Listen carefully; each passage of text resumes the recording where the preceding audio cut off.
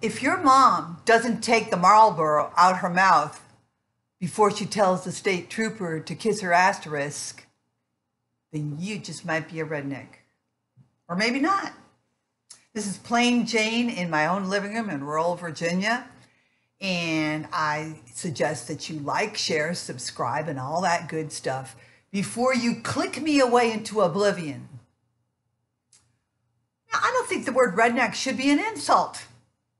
If you believe all white people are rednecks, well, then you just need a better, less inclusive definition.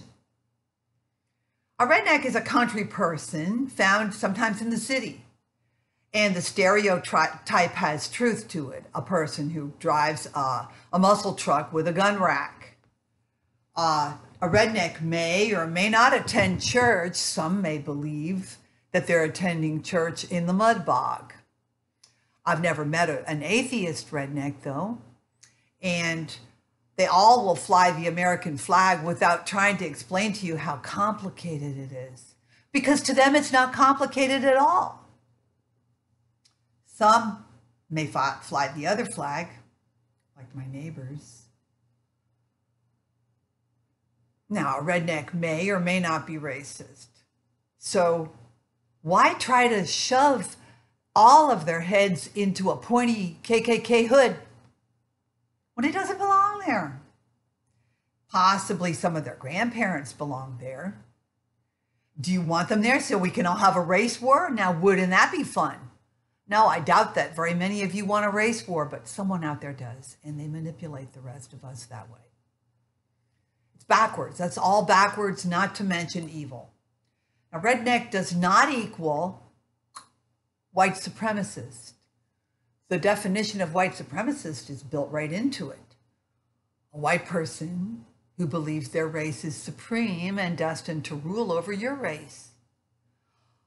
Not too many of those around, not too many people who have the time or inclination to plan domination like that.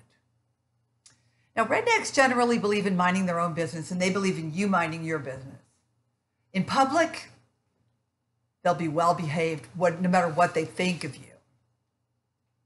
If someone has private thoughts like, gee, I wouldn't want my sister to marry one, what's that to the rest of us? And doesn't his sister get to decide? Really, only Jesus can change the heart of a bigot. So it's not really the concern of the rest of us. Hollywood gives us a stereotype of a cracker with a slow drawl and a poisonous stare who drags his knuckles down off the hills, spitting tobacco juice, and for a lynching party.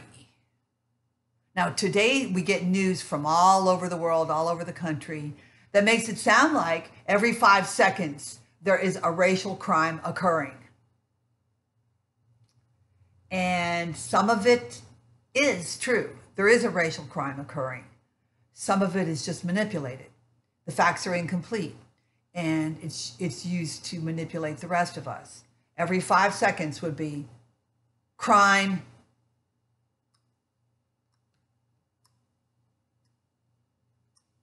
crime.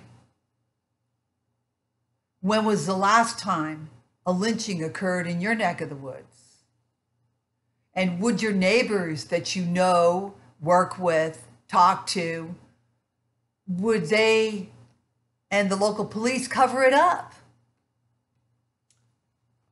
Like in the old days.